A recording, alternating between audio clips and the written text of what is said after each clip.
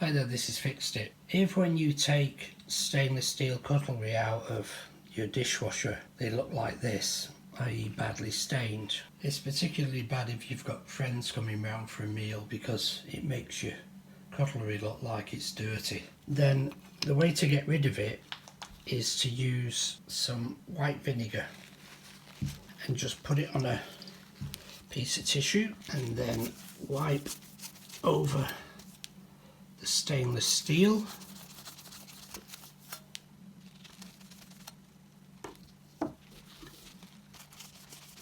And as you see, miraculously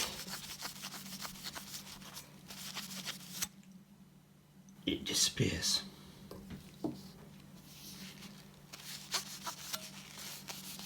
Then rinse them off with some cold water and dry them, and the stains have gone.